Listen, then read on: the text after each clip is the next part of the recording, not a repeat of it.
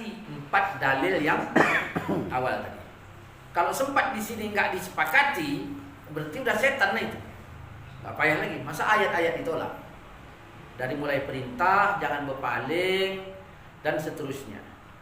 Nah, siapa yang menentang Allah, menentang Rasul, nah berarti dia sesat, masuk neraka sesuai dengan dalil tadi. Nah, di situ Allah membuat pernyataan, wa ma atakumur rasul fakhuzuh wa ma nahakum anhu fantahu, kan gitu. Apapun yang didatangkan Nabi kau terima. Apapun semua, bukan satu dalil. Wahabi sukanya menghukum dengan satu dalil. Jelas? Apapun yang didatangkan Nabi kau terima. Misalnya kita bahas tentang isbal dulu. Nabi mengatakan ma asfala minal ka'baini fil izari fa finnar. Yang melewati batas mata kaki dalam neraka. Nah, pertanyaannya, apakah itu saja hadis tentang isbal? Allah bilang tadi apa? Wa ma atakumur rasul. Apapun. Ambil semuanya hadis itu nanti, baru ditentukan sikap bagaimana. Nah, Wahabi tidak pakai satu dalil. Kalau ada orang lain nanti pakai dalil yang lain, nah, dianggap penentang dia. Wa ma atakumur rasul fakhuzuh. Apapun yang didatangkan Nabi ambil. Terus apa lagi kata Allah? Wa ma nahakum anhu fantahu. Kenapa dilarang begini? Yang dilarang bukan wa man lam yaf'alhu fantahu. Wah, Wahabi di sini dia udah mulai licik. Allah bilang yang dilarang tinggalkan. Wahabi bilang yang nggak dibuat tinggalkan. Kalau kita kaitkan pernyataan Wahabi dengan 4 ayat tersebut, kira-kira Wahabi di surga apa neraka?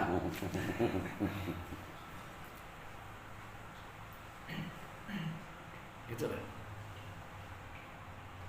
Nggak, ini apa namanya? Bisa diterima apa enggak ini? Jangan diterima karena pro. Kan ada. Ini jangan diterima karena pro gitu.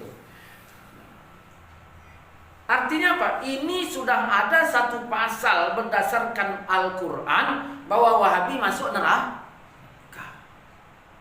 Ketika Wahabi mencari pasal kalau kita masuk neraka, kita tunjukkan juga berdasarkan pasal ini dia masuk neraka. Kenapa dakwahnya di luar sana mengatakan sibuk orang lain aja dalam neraka, dia masuk surga. Inilah ini.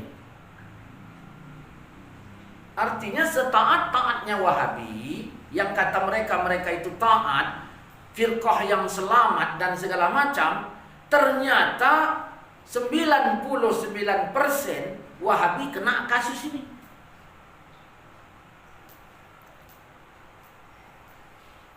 Sehat saya sedikit nih. Tadi lemah sekali.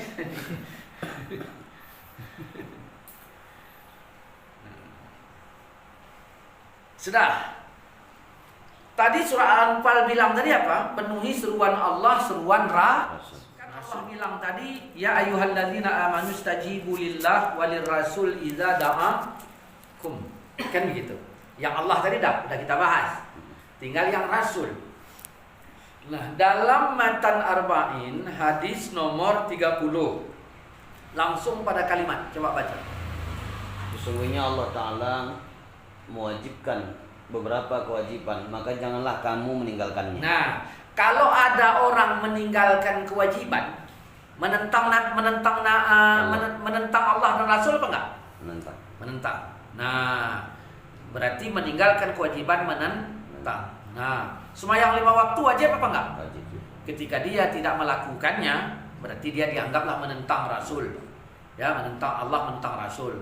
Ustaz, tapi dibahas lagi rinci. Rincinya enggak kita bahas karena bukan itu fokus pembicaraan kita. Oh, orang meninggalkan sholat dibagi 2, ada meninggalkan karena tidak mengakui wajibnya. Itu enggak kita bahas. Enggak kita bahas. Dah, berarti siapa yang tidak melakukan perintah Allah yang diwajibkan Allah, berarti dia menentang Allah. Nah, ini kan hadis ini kan? Hadis nomor 30. Nah, terus yang kedua, poin yang kedua.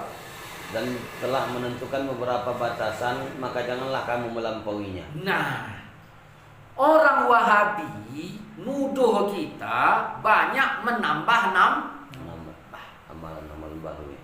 benar kan? Nah, banyak menambah. Nah, betulkah tuduhan Wahabi kepada kita kalau kita menambah-nambah? Nah, kan gini. Kita jangan, tak betul. Kalau memang betul, bilang betul. Kalau tak betul, bilang tak betul. Nah, apa contohnya? Orang baca usolli, Wahabi bilang menambah-nambahi sholat. Itu Wahabi kita tuduh stres apa enggak itu? Ya kan? Sholat itu dimulai dari takbir sampai usolli di mana duduknya? Sebelum sholat. Nih mulanya ini mulanya, ini akhirnya. Kan kata. Udah, jangan kau tambah. Ini spare partnya. Kalau saya baca usolli setelah takbiratul ihram, tertambah nggak? Tambah. Kalau saya baca usolli sebelum takbir, nambah nggak? Belum mulai kok. Belum mulai. Di sini Wahabi bukan nolak dalil. Ya, saya bilang gila, mungkin ya enggak juga gila. Ya, udahlah. Ini nih masalahnya. Yang tak boleh ditambah, yang batas. Maghrib berapa rakaat? 3. Jangan bikin 4. Wahabi berkata, ya, maulid baik. Sholat maghrib 3-4 rakaat juga baik. Bolehkah sholat maghrib 4 rakaat? Dijawab oleh Wahabi yang kerucu-kerucunya. Enggak boleh, Ustaz. Artinya apa kata Wahabi? Walaupun baik, enggak boleh suka udel kita nambahnya. Tidak boleh sholat maghrib 4 rakaat. Ini kena hadisnya. Yang dibatas jangan ditambah. Maulid dikaitkan sama ini mana aja? Kemana? Coba dicantelkan kemana? Dicengkram mana kukunya ini maksudnya? Yang harus dicengkramkan ke situ.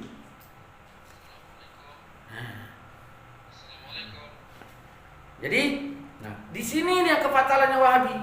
Ini lagi. Kalau mau dengar. Dah. Yang tak boleh ditambah, yang dibatas. Ada orang kita menambah yang dibatas, coba.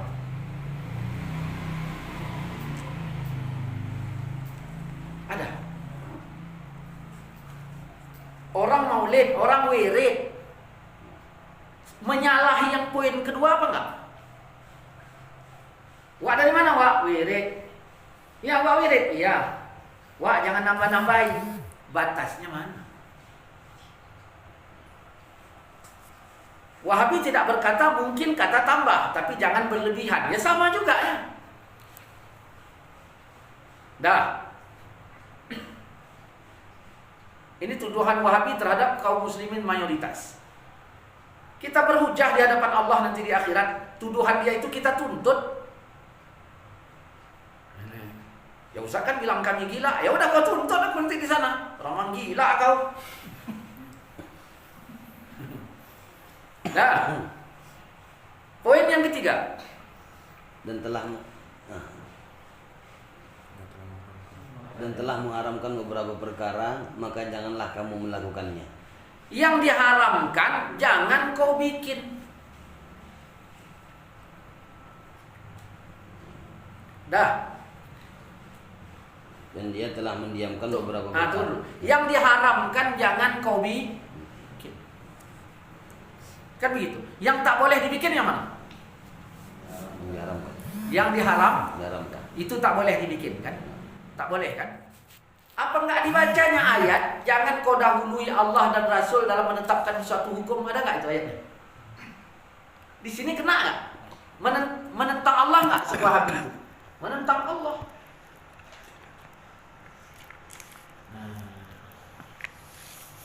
Surah apa itu? Surah Hasyr ayat 2 apa itu? Jangan kau dahului Allah dan Rasul dalam menetapkan suatu hukum. Kemudian An-Nahl 116 Allah bilang An-Nahl ayat 116. Jangan kau katakan sesuka lidahmu secara dusta. Haza halal wa haza haram. Ini boleh, ini tak boleh. Makanya saya bilang Wahabi ini banyak dusta. Kata Allah, kata Nabi, yang diharamkan jangan kau lakukan. Kata Allah, jangan sesuka lidah mengatakan ini halal, ini haram. Berapa banyak dia tuding amalan umat Islam, ya, ke dalam golongan amalan yang haram.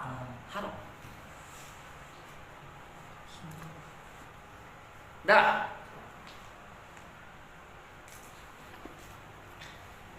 An-Nahl ayat 116. Halaman berapa itu? Halaman berapa? Kalau belum dapat 281. halaman 281. 280. Nah.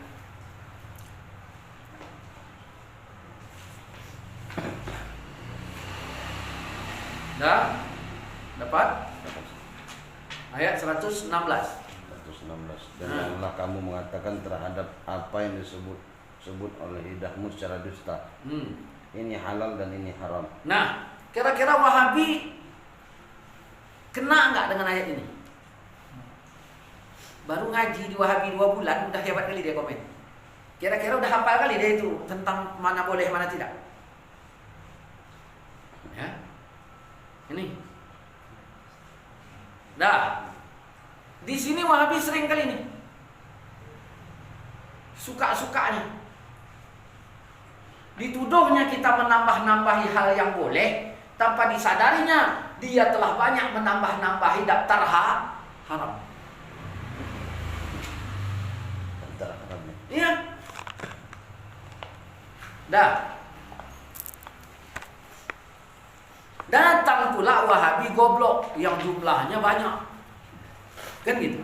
Ada nggak Wahabi goblok? Banyak. Nah, di mana kita lihat? Coba buka Al-Isra ayat 36. Maju dikit. Apa? Tadi apa? Mana duluan? Al-Isra apa An-Nahl? An-Nahl dulu. Habis An-Nahl baru Al-Isra. Nah, ayat 36. Ayat apa halaman 285. Ayat 36. Ah. Dan janganlah kamu mengikuti apa yang kamu tidak mempunyai pengetahuan tentangnya. Nah ini berapa banyak kadar-kadar Wahabi nggak punya ilmu tentangnya diikutkannya, dia ngikut. Gurunya bilang usalli tak boleh, kan nggak ada ilmunya dia itu. Langsung dia bilang komen tak boleh. Jangan kau ikuti sesuatu yang tak ada ilmu tentangnya.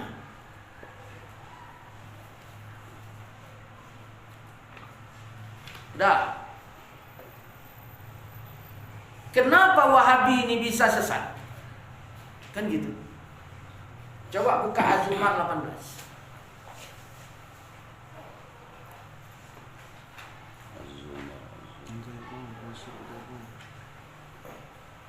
Ada, sudah dapat Az-Zumar 18.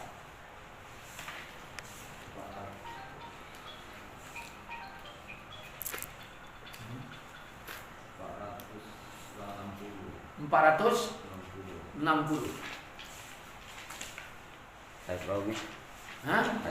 Ayat Ayat 18. Yang mendengarkan perkataan lalu mengikuti apa yang paling baik di antaranya. Nah, di sini nih Wahabi ini tidak mau banding.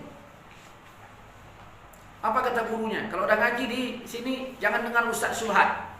Di palangnya di apa namanya? Muka Ustaz Somad kan? Tanda silang. Di ininya di silangnya ya. Ada 3 foto di situ. Ustaz Somad, Buya Yahya, nah Habib apa namanya? Habib Umar, ayahnya. Ayahnya nggak dipahami, nggak disilangnya, muka ayahnya. Muka ayahnya Wahabi. Oh. Nah, yang disilangnya muka Habib Umar, Ustaz Somad, Buya Yahya. Ayahnya nggak. Kesalahan Wahabi ini tadi ini tak mau mendengarkan. Langsung dia bilang tak boleh. Ini tak boleh, ini tak boleh. Ustaz Somad bilang musik itu tak mengapa. Langsung coret mata ini. Istilahnya dengan satu pasal dihukumkan dia ini tadi langsung Neraka. iya, dengan satu pasal. Maka kita tunjukkan ini Ustaz Somad kata dia tidak mengikuti nas. Ya udah, baru kita tanya, memangnya kalian mengikuti nas? Kita tunjukkan. Nah, apa tadi surat Az-Zumar 18? Yang mendengarkan perkataan lalu mengikuti apa yang paling baik antaranya. Nah, apa yang paling baik di antaranya? Terus apa? Ponisnya bagaimana? Mereka itulah orang-orang yang telah diberi Allah petunjuk dan mereka itulah orang-orang yang mempunyai akal. Nah, kan wajar saya bilang nggak ada otaknya orang. Ya. Nah, lanjut matan Arba'in tadi. Yang terakhir tadi kan belum selesai. Maka janganlah kamu, dia telah mendiamkan beberapa perkara karena rahmat kepadamu. Nah, yang didiamkan Allah rahmatan lakum. Yang didiamkan itu rahmat untuk kalian. Dah. Terus apa di situ disebut? Bukan karena lupa. Ghairi nisyan, Allah bukan lupa. Terus apa? Maka janganlah kamu membahasnya. Nah, di sini salahnya Wahabi. Di sini salahnya. Jangan kau membahasnya. Jadi yang dibahas Wahabi itu yang jangan dibahas, yang Nabi bilang jangan dibahas. Menentang Allah apa enggak itu Wahabi itu? Menentang Rasul apa enggak itu? Menentang Rasul. Baru kita ambil contoh. Orang kita kalau azan baca innallaha wa malaikatahu shalluna 'alan nabi. Nah, kata Wahabi nambah-nambahi azan, cocok nggak? Iya. Karena spare part azan nggak kita tambah, hanya membaca sebelum azan. Nah, pertanyaannya, ada nggak perintah Allah membaca Quran? Ada. Berpahala nggak bagi yang baca Quran? Ada nggak waktunya dari Allah membaca itu kalau nggak sesuai waktunya berdosa? Berarti waktu terserah kita. Dibacanya sebelum azan. Salahnya di mana? Baca ayatnya atau waktu bacanya? Baca ayatnya salah nggak? Waktu bacanya kena nggak? Kalau Wahabi boleh nggak? Enggak, Boh. Nah, jadi atas dasar apa yang dikomplainkan Wahabi ini apanya? Ayatnya kah atau waktunya? Kalau ayat yang dikomplainkan memang setan lanatullah lah. Kalau memang ayat, waktunya yang dikomplainkan. Kalau memang waktunya yang dikomplainkannya atas dasar apa? Baru kita tanya, apakah membaca innallaha wa malaikatahu sebelum azan itu wajib sesuai dengan hadis tadi? Hadis nomor 30 tadi. Kalau diwajib jangan ditinggalkan. Apakah wajib? Tidak. Kalau wajib jangan ditinggalkan. Wajib apa enggak? Tidak. Berarti boleh enggak pakai? Boleh. Wahabi pakai enggak? Tidak. Berarti boleh. Sama ya. Saya boleh. Apakah dibatasi? Enggak. Ya berarti terserah. Mau nyambung kuliah Al-Kafirun, mau nyambung Yasin, mau yang mana? Karena enggak dibatasi. Nah, cuman jangan mulai azan telat, panjang pula dibaca. Itu kan salah menit waktunya udah. Apakah membaca itu diharamkan? Enggak. Berarti kalau enggak haram boleh enggak? Boleh. Boleh. Orang kalau enggak haram kan boleh. Kan begitu. Kalau enggak haram boleh. Kata Wahabi, deal Ustaz bikin kami enggak. Bukan itu perkaranya. Perkaranya kami bikin kau bilang bin. Apakah Nabi bikin? Apakah sahabat bikin? Apakah tabi'in bikin? Apakah ulama-ulama mutakaddimin bikin? Anggap aja tidak. Anggap aja tidak. Deal tidak. Pertanyaannya, apakah sesuatu yang tidak dilakukan di zaman Nabi terus tak boleh zaman sekarang? Kalau tak boleh zaman sekarang, berarti ayat yang mengatakan wa manahakum anhu fantahu tadi ya nggak cocok dong. Ini perkara yang didiam, bukan yang diwajib, bukan yang dibatas, bukan yang diharam. Tetapi bukan yang diwajib, bukan yang dibatas, bukan yang diharam. Tetapi ini yang didiam. Yang didiam tadi apa? Rahmatan lakum. Rahmat. Ada orang petani, nggak hujan udah setahun. Harapannya apa? Hujan. Begitu turun hujan rahmat nggak? Gimana wajah petani itu? Senyum. Yang didiamkan kata Nabi apa? Rahmat. Nah, innallaha malaikatahu yusholluna 'alan nabi sebelum azan itu didiamkan apa yang diwajibkan apa yang didiamkan? Kalau didiamkan coba baca innallaha malaikatahu sebelum azan di Masjid Wahabi, cak tengok mukanya itu. Muka rahmat apa muka laknat? Muka azab. Ya. Di sini. Nah, lalu setelah jelas kita lihat Wahabi ini seperti ini, kita kaitkan dengan surat Taubah ayat 119. Coba surat Taubah ayat 119. Hai orang-orang yang beriman, bertakwalah kepada Allah dan hendaklah kamu bersama Surat orang Taubah ayat 119. Hai orang-orang yang beriman. Kita ini beriman nggak? Beriman. Terus apa perintah Allah terhadap kita yang beriman? bertakwalah kepada Allah. Udah, kita mesti tak. Takwa. Terus? Hendaklah kamu bersama orang yang benar. Nah, gimana kita menggabung Wahabi? Sedangkan kasusnya ada tahu. Ujungnya itu. Ya. Gimana? Bisa dipahami?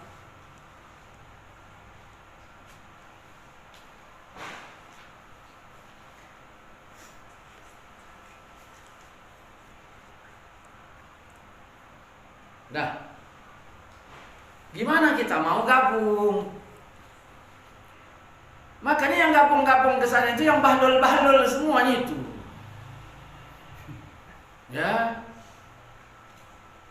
Kumpul bersama bahlul masail, gabung. Coba kalau bahsul masail enggak gabung.